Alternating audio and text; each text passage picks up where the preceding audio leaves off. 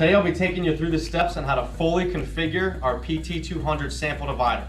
To fully assemble the unit, you're going to need your base frame with 4 rubber grommets, your stand, your bottom cone, your mounting bracket for the housing itself, as well as the top cone. You're also going to have 2 sample bottles, as well as your reject collector and lid. You're also going to have your corresponding nuts and bolts, along with a Phillips head screwdriver and your handy Allen key. The first step to configuring your brand new PT200 sample divider is to install the stand onto the base frame. What you're going to need for this is 4 complementary bolts. You're going to need a great handy Allen key. So what you're going to do is screw them into the 4 corresponding holes right at the bottom of the base frame.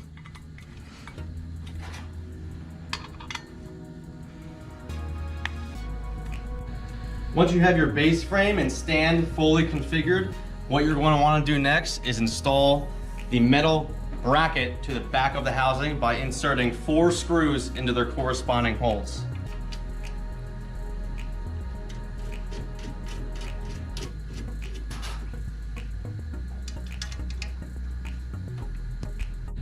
Once you have the mounting bracket onto the back of the actual housing, what you're going to do is line it up with the 4 corresponding holes on the back of the actual stand.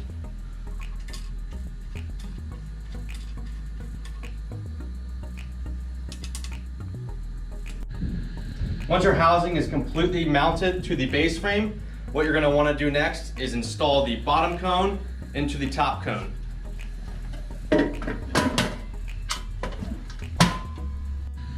Once the bottom cone is installed, what you're going to want to do next is install your reject collector and lid into the bottom of the bottom cone.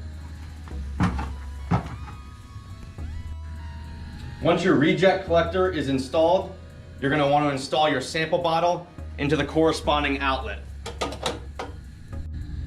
The DR100 vibratory feeder for your PT200 sample divider comes fully equipped with the drive unit itself, the push feed chute and holder, along with the hopper and fixture. The first step to assembling your DR100 vibratory feeder is to screw in the holder for the push feed chute by inserting 2 screws into the corresponding holes.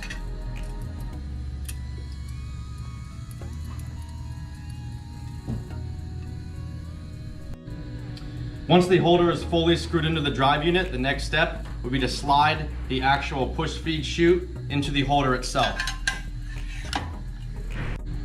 Once your push feed chute is installed, the next step is to install the fixture onto the mounting rod of the drive unit. Once your fixture is fully installed, the last step would be to place the actual hopper into the fixture itself. To sync the 2 units together, take your provided data cable and insert it into the back ports of each unit.